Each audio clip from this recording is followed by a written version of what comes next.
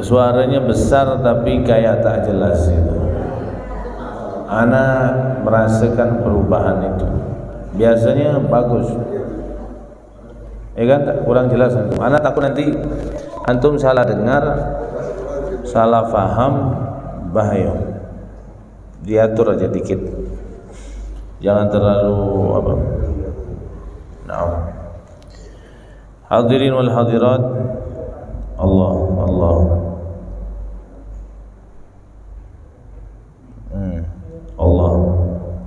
Bismillah. Gimana? Pas. Kalau bisa jangan di setelannya jangan dikacau-kacau lagi. Udah bagus. Kemarin tuh udah bagus terus. Bagus, masya Allah. Di antara kajian-kajian yang ana ajar ini di sini bagus mic-nya. Nah, cuman hari ini berubah nih, wallahu alam. Kenapa? Apa kena petir apa tadi enggak?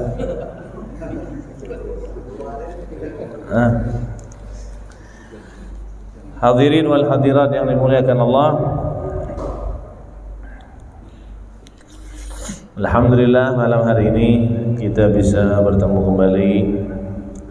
Mudah-mudahan yang istiqamah Allah panjangkan umur, Allah sehatkan badan, Allah murahkan rezeki, yang sakit Allah sembuhkan, yang punya hajat Allah kabulkan, yang punya hutang Allah lunaskan, yang punya masalah Allah selesaikan, punya usaha Allah lancarkan. Mudah-mudahan Allah berkahi hidup kita dunia sampai akhirat. Allah karuniakan anak cucu salihin salihat. Allah tutup usia husnul khatimat. Allah masukkan surga bersama Nabi Muhammad sallallahu alaihi wasallam. Amin ya rabbal alamin. Nah, kita lanjutkan kajian kita. Kemarin terakhir kita membahas tentang bagaimana kita ni beramal jangan menunggu ikhlas. Kalau kita beramal menunggu ikhlas, maka kita tidak akan bisa beramal. Kita beramal saja, dan tantangan orang beramal itu riya, sebagaimana yang sudah dijelaskan kemarin, bahwa riya itu ada yang datang sebelum beramal, ada yang datang di saat beramal, ada yang datang setelah beramal. Kita lakukan saja, amalkan yang wajib kita lakukan, yang sunnah kita lakukan, apapun itu amal ibadah. Kalau Allah melihat hati kita ini jujur, insya-Allah Allah bantu kita untuk ikhlas. Bukan karena takut tak ikhlas kita tak beramal.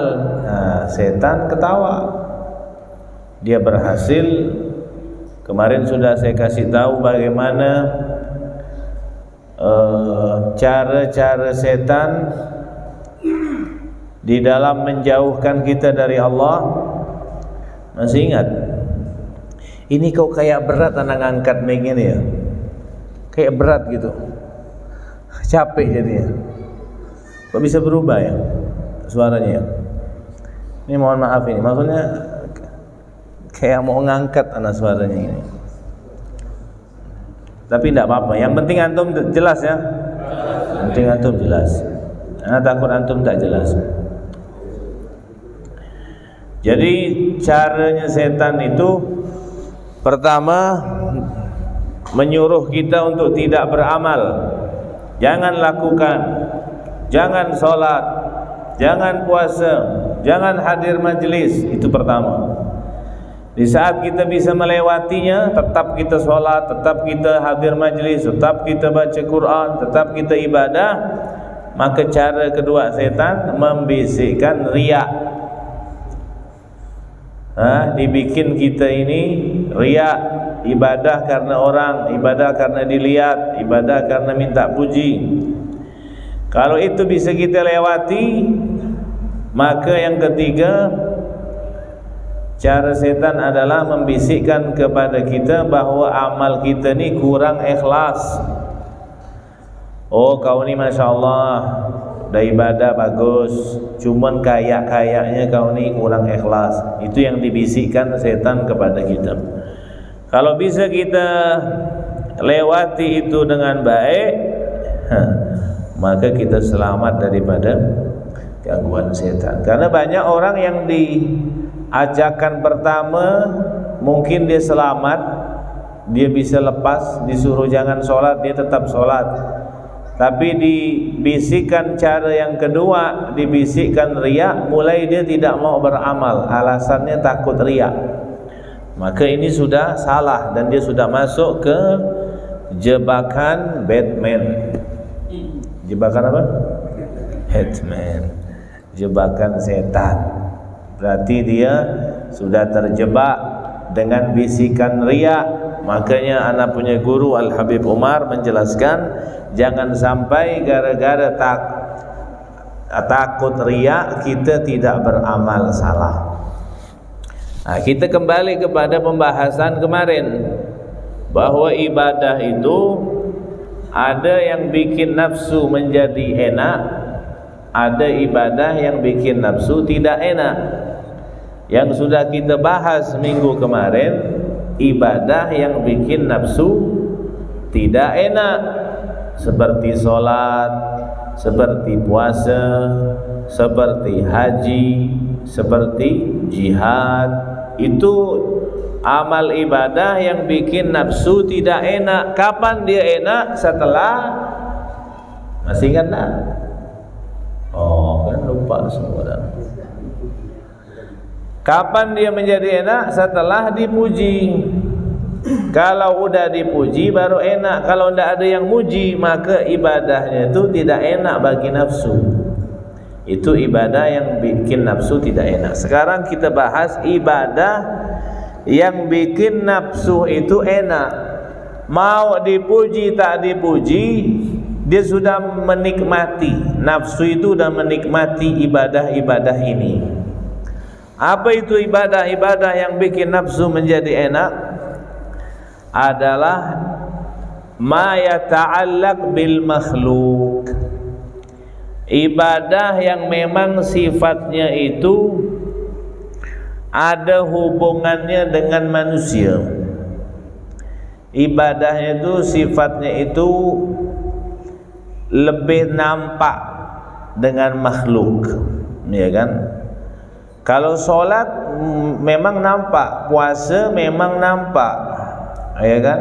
Haji memang nampak, jihad memang nampak. Tapi ibadah itu berat bagi nafsu. Kalau ini nampak tapi nafsu suka. Karena ibadah-ibadah ini lebih cenderung untuk mendapatkan pujian manusia. Apa ibadah-ibadah ini? Yang pertama disebutkan oleh Al-Habib Umar adalah Al-Khilafah, kepemimpinan. Emang kepemimpinan itu kekhalifahan. Kalau dulu kan khalifah, kalau sekarang kan kepemimpinan. Emang ibadah? Ibadah. Dan ini termasuk ibadah yang bikin nafsu enak, karena hubungannya sama makhluk, ya kan? Lebih ke makhluk ibadahnya. Jadi pemimpin, jadi presiden, jadi wali kota, jadi gubernur, jadi bupati, jadi pak camat. Ada pak camat sini? Pak lurah, pak RT, yang memimpin gitu, walau dari setiap lingkupnya. Itu ibadah yang bikin nafsu menjadi enak. Makanya jadi pemimpin itu kalau tidak bisa menjaga hatinya, bahaya. Apalagi pemimpin-pemimpin di akhir zaman, berbuat sedikit, berbuatnya sedikit, tapi pencitraannya banyak. Berbuatnya sedikit, postingannya lebih banyak. Tapi tak semuanya. Mudah-mudahan pemimpin kita Pontianak Kalimantan Barat ini pemimpin-pemimpin yang baik-baik semua, insya-Allah. Ya kan? Kalau sekarang ini ngasih bantuan harus difoto. Bagaimana perasaan orang yang nerima tuh di foto-foto? Coba antum yang menjadi menduduki kedudukan orang itu, yang menerima bantuan, menerima ini, di foto, di video, ya kan? Seakan-akan mau mewakili malaikat raqib. Tahu malaikat raqib? Tahu malaikat raqib tak? Siapa malaikat raqib tu? Bu, siapa malaikat raqib, Bu? Hah? Senyap ya tu? Hah? Yang tukang catat pahala. Malaikat atid tukang nyatat dosa. Malaikat raqib tukang nyatat pahala. Jadi orang-orang ni mau sedekah, mau infak, ngasih bantuan pakai foto, pakai video, diposting, ini niatnya pengen bantu malaikat raqib nulis pahala, mau ngeringankan beban. Jadi malaikat raqib ini di akhir zaman tugasnya agak ringan, karena semua ni jamaah ni semua apa amal ibadah ditulis di status. Jadi malaikat raqib tak perlu mendokumentasikan pahala lagi. Cukup kita seorang nulis di story WA, story Instagram, Facebook dan lain-lain sebagainya. Nganggur malaikat raqib ni ya. Sebenarnya tu yang kita bikin nganggur tu malaikat atid. Jangan kita maksiat biar dia tak nulis dosa. Ini pahala pun nak kita bantu apa nulis. Alhamdulillah bisa bantu Habib, alhamdulillah bisa bantu pondok, alhamdulillah, mudah-mudahan berkah ya, kata dia. Tulis di Facebook. Biar 2 periode, biar dipilih lagi. Udah, niatnya sudah beda. Makanya berat nih ibadah yang bikin nafsu enak nih pemimpin ini. Ya kan? Ya kalau dia adil, satu hari adilnya pemimpin yang adil seperti dia ibadah 200 tahun satu hari. Kalau dia adil, ibadah tinggal tergantung dia. Kalau dia zalim, naudzubillah. Kalau dia adil, satu harinya saja seperti ibadah 200 tahun. Masya Allah. Ya, mau jadi pemimpin antum? Gaya jadi Habib nih. Habib banyak, ulama banyak, tapi kalau presiden satu saja. Makanya kalau presiden tak masuk surga rugi, karena hanya dia yang bisa melakukan, bisa mengeluarkan apa? Aturan ini, ya kan, kebijakan ini. Tanda tangan dia tu mahal. Dia bisa tanda, mumpung kalau masih bisa tanda tangan dan berlaku, tanda tanganlah hal-hal yang baik yang menguntungkan masyarakat dan agama Islam.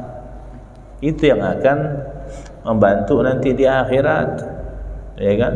Presiden tak bisa 2, 1 saja. Walaupun di atas presiden ini masih ada lagi. Ya kan? Allahu a'lam.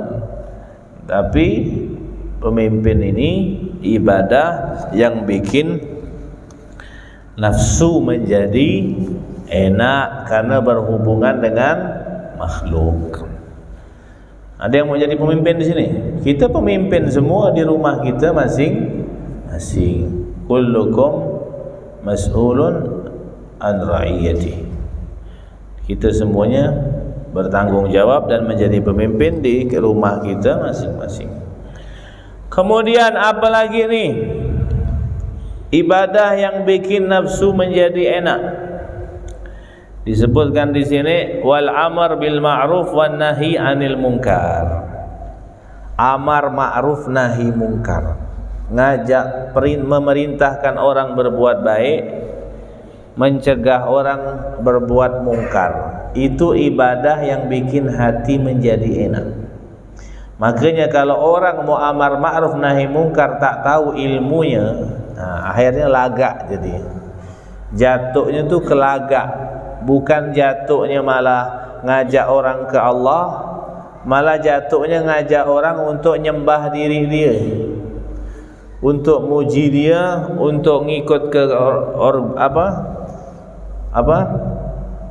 organisasi dia dan lain sebagainya, karena tak tahu ilmunya ikut-ikutan. Kalau orang tahu rukunnya, syaratnya amar ma'ruf nahi mungkar itu ada ilmunya. Kalau tidak ada ilmunya, justru bukan kita mencegah kemungkaran, malah kita menimbulkan kemungkaran yang baru. Tidak ada amar ma'ruf nahi mungkar nyaci maki laknat orang, tidak boleh. Itu ada syarat-syaratnya. Kalau orang hanya ikut-ikutan, kacau amar ma'ruf nahi mungkar ini, ya kan? Baru dia merasa dia, ini bahaya karena berkaitan dengan makhluk. Amar ma'ruf nahi mungkar. Apalagi ibadah yang bikin nafsu enak. Wal imamah, jadi imam masjid. Jadi imam masjid ini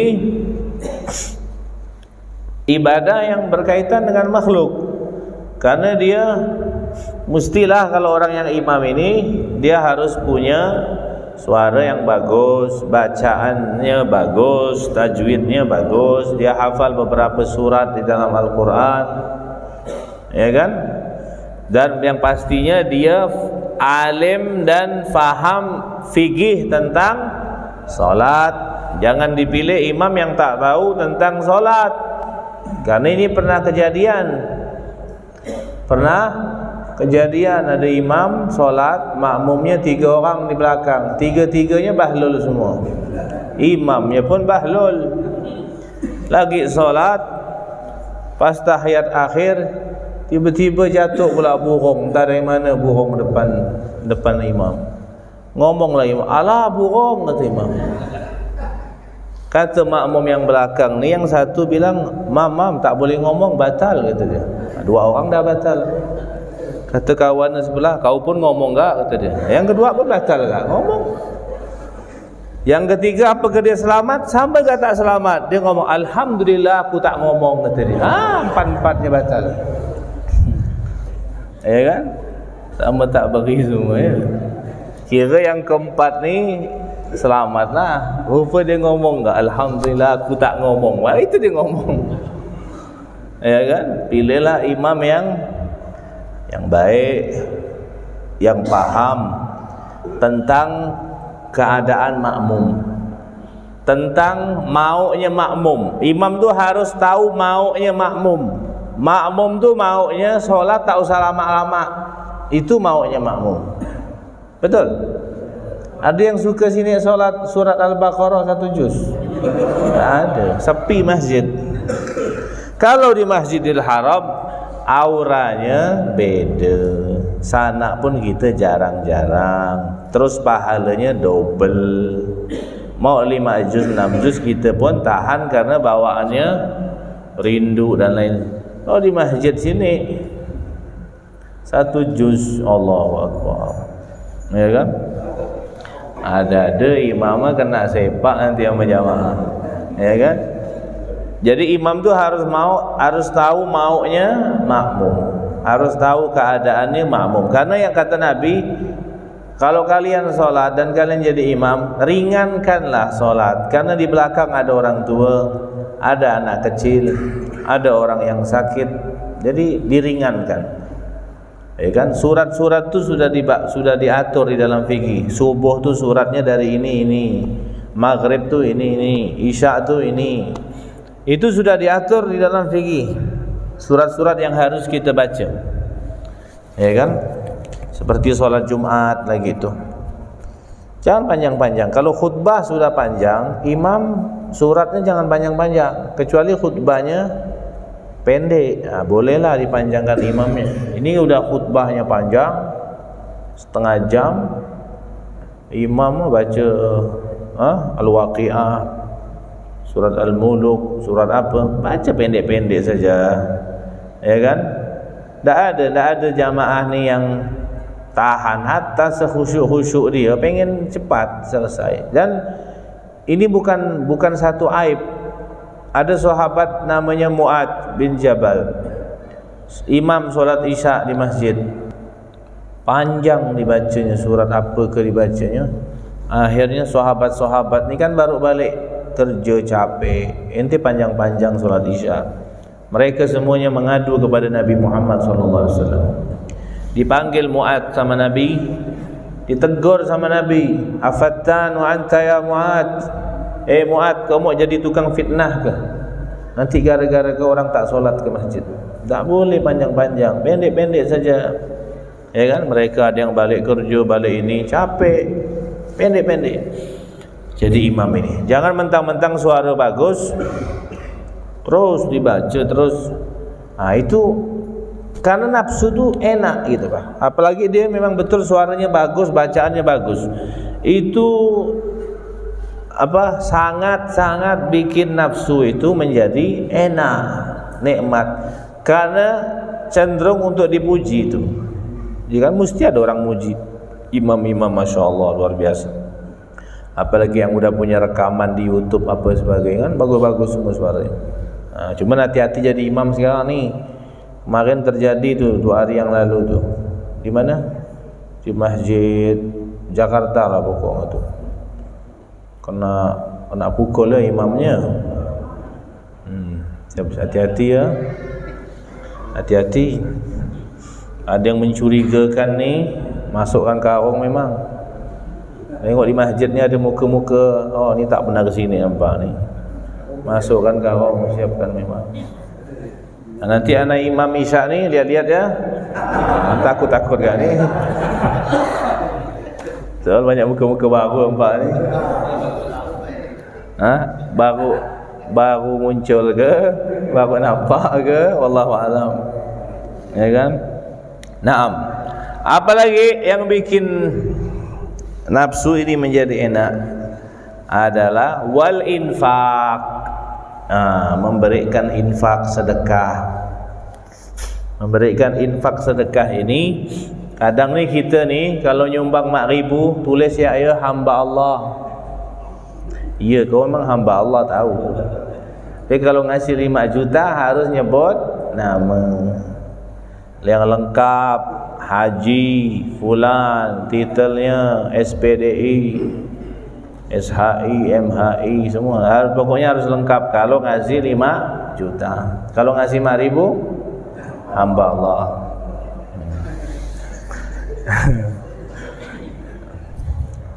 Sebenarnya kalau ngasih 5 juta tu tulis hamba Allah. Itu baru betul. Cuma inilah infak ni adalah ibadah yang bikin nafsu menjadi enak. Kalau bisa ditutup lebih bagus, ya kan? Dirahasiakan lebih bagus.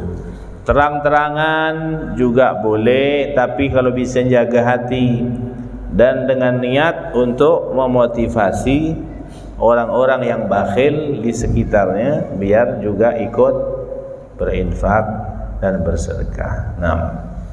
Paham tak? Apalagi yang bikin nafsu menjadi enak adalah wal muhadarah, ceramah.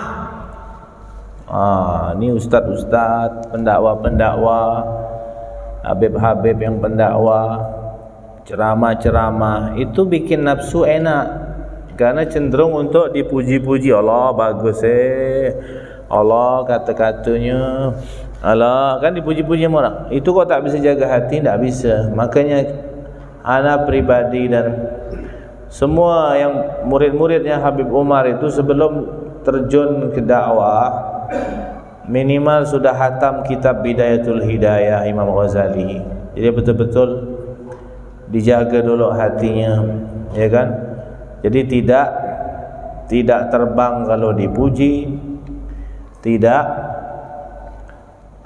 tersinggung kalau dihina, dicaci, biasa, semuanya sama. Kita mengajak orang kepada Allah, ad-da'i ilallah, ngajak orang ke Allah, bukan ngajak orang kepada mencintai dirinya, tidak.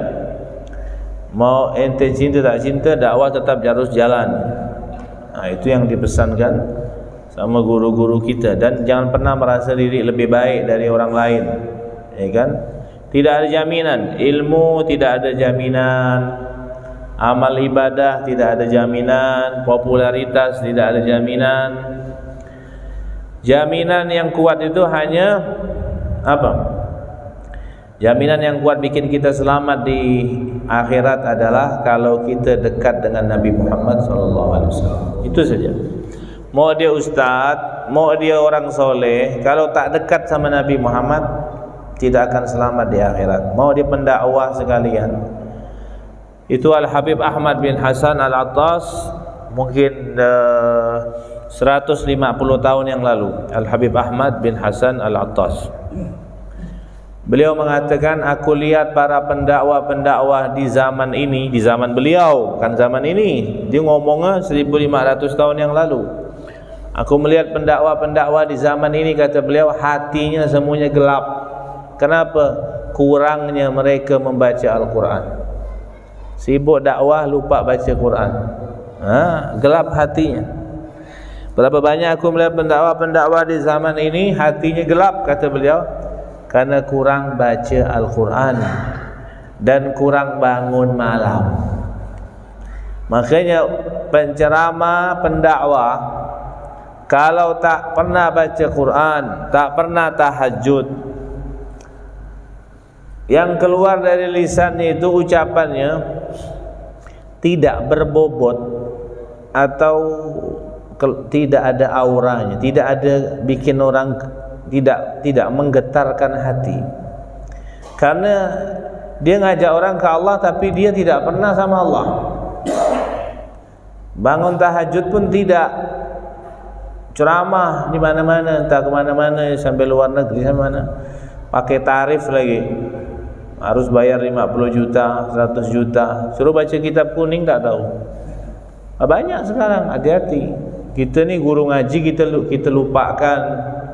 Penceraman tak dari mana, gurunya siapa, belajar dari mana, tiba-tiba diundang 150 juta. Aduh, rugi. Ini umat jadi kesian, tertipu umat ini, ya kan? Ini ceramahnya bukan tuntunan tapi tontonan, ketawa ke TV. Kalau tidak ketawa, tidak diundang lagi. Kalau tidak degil, tidak lucu, sampai saking pengen lucunya bikin cerita ngarang-ngarang. Sampai ada anak nengok, ustaz terkenal, anak tak perlu sebutlah namanya siapa, antum tahu semuanya. Masa dia bilang malaikat Jibril bikin proyek nanti di surga? Macam mana ente bawa-bawa malaikat Jibril biar jamaah ketawa, biar kau terkenal diundang lagi? Salah besar. Bikin, ambil cerita dalam kitab, ada riwayat, tinggal kau bumbui biar lucu, biar orang tidak ngantuk. Itu tidak apa-apa, tapi riwayatnya ada. Jangan bikin-bikin malaikat Jibril bikin proyek di surga. Ini macam mana cerita? Ada tu. Ustaz pun tak jelas gak. Guru tak tahu siapa. Dia bukan awalnya ustaz, tiba-tiba jadi ustaz. Aslinya bukan ustaz. Wala belajar mondok di Indonesia, wala di luar negeri pun tidak ada. Tiba-tiba jadi ustaz saja, menang hebat ngomong. Maka di akhir zaman ni, yang model-model begitu yang lebih menarik. Giliran ustaz-ustaz yang betul-betul alim tak dipakai sekarang ni, karena cuman kalah di penyampaian, tapi ilmunya ada, alim soleh, tak dipakai di akhir zaman ini. Di Ketapang itu, anak buka-buka saja. Di Ketapang tu ada masjid agung besar, Masjid Al-Ikhlas.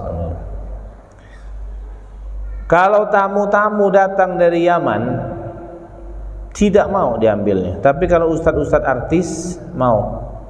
Setelah anak teliti, rupanya kalau ustaz artis mendatangkan keuntungan untuk masjid.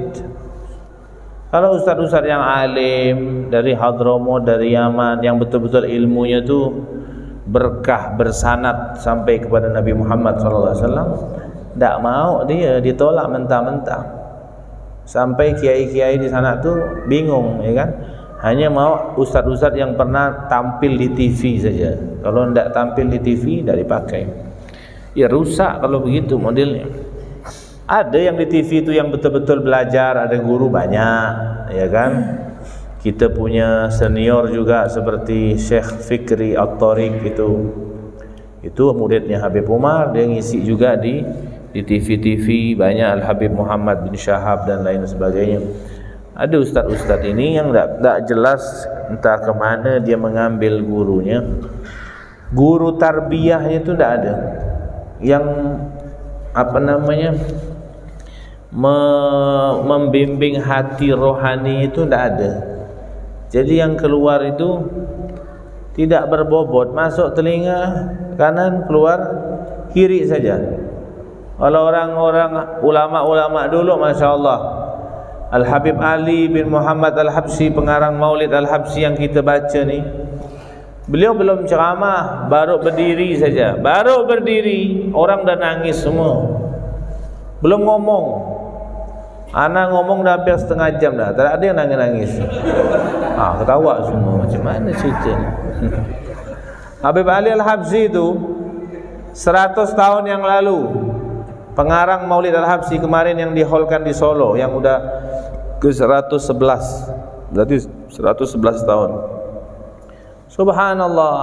Besok antum ke Pondok Darun Naim Ampera ya, ada cucunya datang juga, Munsib pimpinan Al-Habsyi. Besok ni ramai tamu datang ni, 40 orang lebih. Hadir ya besok pagi jam 8 di masjid di Pondok Darun Naim Jalan Ampera. Maulid. Habib Ali Al-Habsyi itu baru berdiri orang udah nangis. Mukanya saja bisa ngasih ilmu. Gerak-geriknya bisa ngasih ilmu, senyumnya bisa ngasih ilmu. Ana pikir, mungkin ulama zaman 100 tahun yang lalu mungkinlah masih bisa ya. Mungkin ulama-ulama sekarang tak ada model begitu. Siapa bilang? Ana punya guru Habib Umar itu baru berdiri juga orang dah nangis semua sana di Hadramaut Yaman. Masih hidup sampai sekarang hari ini, dan beliau sekarang ada di Yordan nih sekarang, ada acara haul para syuhada yang meninggal di Mu'tah, peperangan Mu'tah. Sekarang masih hidup Habib Umar itu, senyumnya saja bikin orang ingat sama Allah. Masih ada sampai sekarang. Anak kira tidak ada lagi orang macam begitu. Masih ada sampai sekarang. Ini ceramah mau ketawa.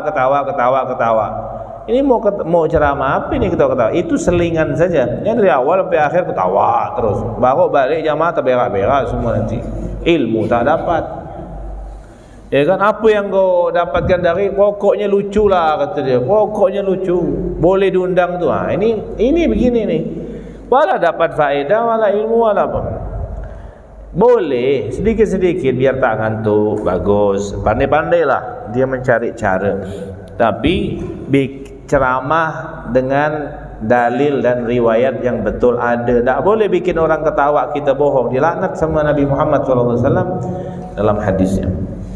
Ini berceramah, kemudian mengajar, berdakwah. Ini ibadah-ibadah yang bikin nafsu menjadi enak, menjadi lezat. Antum tahu jamaah tabligh? Tahu jamaah tabligh enggak? Jamaah Kuba tahu? Tahu jamaah Kuba? Ana kagum sama mereka. Kenapa?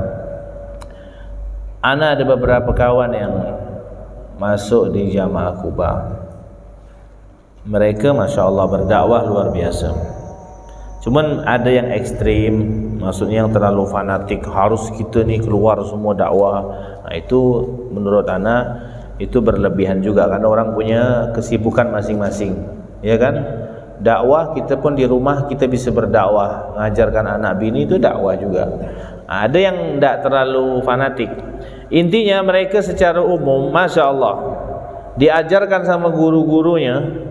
Guru-gurunya itu yang banyak di Pakistan, di India sana, mengajarkan untuk yatasabaq fil khidmah, berlomba-lomba untuk berkhidmah, melayani daripada ceramah. Kenapa?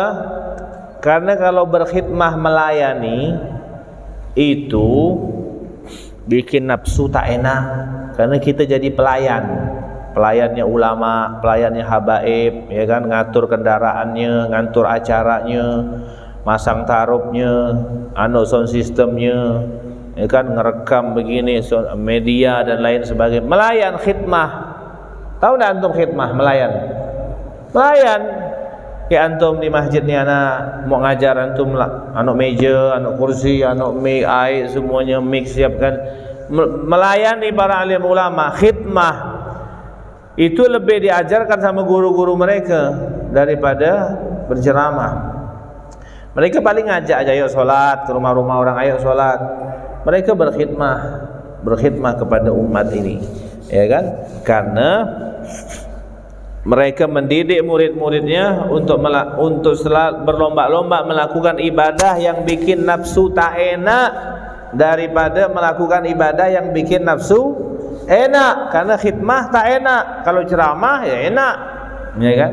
Lebih banyak mendapatkan pujian. Kalau orang khidmah, dia tidak nampak secara zahir manusia, dia di belakang layar bikin acara, masang tarub ini, tapi dialah yang paling dikenal sama Nabi Muhammad SAW. Jangan remehkan khidmah. Khidmah ni jalan pintas untuk dekat sama Nabi Muhammad. Kita ni semuanya pelayannya Rasulullah. Tak ada istilah siapa ketuanya, siapa wakilnya, siapa pemimpin, enggak. Kita ni semuanya pelayan Nabi Muhammad SAW. InsyaAllah mudah-mudahan di akhirat kita dimuliakan Allah untuk dekat dengan Nabi Muhammad SAW. Jadi dari sini kita tetap beribadah, mau itu ibadah yang bikin nafsu enak, bikin nafsu tak enak, tetap itu semuanya akan melalui namanya penyakit riya itu. Jadi caranya kita terus beramal sampai Allah melihat hati kita betul-betul sungguh-sungguh. Allah akan bantu kita untuk melakukan ibadah dengan ikhlas. Tapi hal-hal yang sekiranya dapat menyebabkan riya itu kita tinggalkan, ya kan? Makanya ulama-ulama dulu itu tak mau dia lama-lamakan sujud kalau di masjid, tak mau, karena khawatir riya. Dia tetap sujud, cuma jangan dilama-lamakan. Ada orang ni solat sujudnya dilamakan, bukan saatnya itu. Kalau mau lama-lama sujud di rumah, tak ada orang. Kalau di masjid jangan. Makanya salafun as-salihun, para ulama-ulama terdahulu, marah mereka, tak boleh italatas sujud amamal khalqi, tak boleh ente panjang-panjang lama-lama sujud di depan manusia. Ada apa? Ini kadang di masjid sujudnya panjang, di rumah macam meto ayam meto di masjid lonjong, dia tak apa-apa dibaca, curhat dia. Panjangkan sujud itu. Oh beb, di akhir sujud terakhir solat itu kan doa mustajab. Itu kalau kau solat sunnah di rumah. Kalau di jamaah kau ikut imam, jangan sampai telat sama imam, ya kan? Imam Allahu Akbar, ente langsung Allahu Akbar. Bersamaan tak boleh, ente dahulu tak boleh, terlambat pun tak boleh. Allahu Akbar imam, ente Allahu Akbar. Jangan lama, nanti imam udah fil alamina innaka hamidun majid, baru dia Allahu Akbar. Kau solat seorang ya Allah, kau usah solat berjamaah. Berjamaah tu al-imam liyu'tambih, imam itu untuk diikuti. Kalau tak mau ngikut solat seorang, kalau mau bermakmum ikuti imam. Jangan dipanjang-panjangkan lagi. Memang doa mustajab nanti solat tahajud di rumah, aku panjang-panjangkan dari ba'dal isya sampai subuh. Jangan kau bangun-bangun. Tak ada orang. Hal-hal yang bikin kita tu jatuh ke riya, kita jauhi, kan begitu. Ya kan? Ada orang sujud nangis di masjid. Sujud, oh makaung dia di masjid sujud nangis. Datang seorang ulama besar, ditegur sama ulama ini, ni'mar rajul anta law kana hadha fi baitik haitsu la yaraka nas. Oh masya Allah, paling bagusnya orang ente ni, kata ulama ini. sujud nangis, tapi andaikan ini kau lakukan di rumah, bukan di masjid, sekiranya manusia tak lihat kau. Di rumah nangis, jangan di rumah ketawa-ketawa. Di masjid wah menangis-nangis, ya kan? Nangis boleh, bukan dilarang. Cuma dilama-lamakan, dipanjang-panjangkan begitu supaya orang lihat. Ini harus kita jaga hati, menjaga dari jangan sampai riya ini datang kepada kita. Nah, paham ya? Ayo. Amal ibadah yang tidak bisa kita lakukan kecuali memang harus dilihat sama manusia, seperti haji. Ya, haji tak mungkin kita bisa bertapuk-tapuk kan, tetap dilihat manusia. Apalagi menuntut ilmu ni majlis, tak mungkin bisa bertapuk-tapuk, ni tetap dilihat. Solat jamaah begitu juga.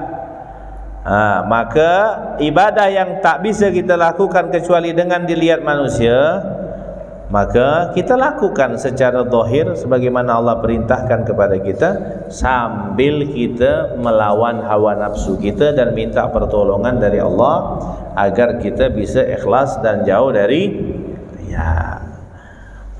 Tapi amal ibadah yang memang tak nampak manusia, ibadahnya itu lebih privasi begitu, tak kelihatan. Seperti apa? Seperti puasa. Ada orang tahu ente puasa ke tak ada? Mana orang tahu? Muka-muka lemas ya. Padahal dah merokok dah. Kau puasa ke? Puasa lah boy, masa tak puasa ni? Padahal dah negok tebuk dah tadi dah. Kan mana kita tahu? Bisa ente bohong orang percaya. Tak ada yang tahu ente, kerana tak nampak tandanya sudah puasa apa? Belum. Kalau solat jamaah ketahuan ente. Mana kau tadi tak ada di masjid? Biasa kau ada solat jamaah, ya kan? Kau tak solat jamaah berarti ketahuan dia solat seorang di rumah. Kalau puasa tak kelihatan. Buka puasa bersama ikutlah dia ni. Padahal tak puasa. Weh, cepatlah ni azan ni lapar. Kalau dah makan di Melda dah tadi siang tu ya. Buka pula Melda tu Ramadan tu. Melda ke Rio ni? Ya, itu puasa memang tak nampak. Apalagi sedekah. Sedekah ni kan bisa rahasia, tak nampak. Baca Quran juga begitu kan. Ini amal-amal yang memang nampak. Apa yang memang tidak nampak ini, maka usahakanlah untuk kita tutup serapat-rapatnya. Tutup caranya. Kalau ibadah yang memang nampak, kita lawan hawa nafsu kita. Ibadah yang memang tidak nampak, usahakan jangan ditampak-tampakkan. Ini puasa, kau puasa, tapi kau hadir acara orang kawinan, di situ ada makan. Baru tahu makanlah tuan nasi. Aku puasa. Kau tak usah hadir. Itu betul cara adabnya. Ini tak puasa, hadir acara, suruh makan. Aku puasa boy, tak bisa ni. Salah ente. Ente tidak menghormati tuan rumah. Jangan hadir. WA dia, tak bisa anak lagi. Paham dia gitu. Jangan udah hadir dia. Tutup setutup-tutupnya, ya kan? Biar kita selamat daripada riya. Mudah-mudahan Allah bersihkan hati kita insyaallah. Allah jauhkan dari penyakit riya insyaallah. Amin ya rabbal alamin. Wa ja'alna minal mukhlisin. Allah jadikan kita orang-orang yang ikhlas di dalam beribadah sehingga ibadah kita diterima oleh Allah Subhanahu wa taala. Amin ya rabbal alamin. Subhanakallah bihamdik, asyhadu an la ilaha illa anta, astaghfiruka wa atubu ilaik. Wassalamu alaikum warahmatullahi wabarakatuh.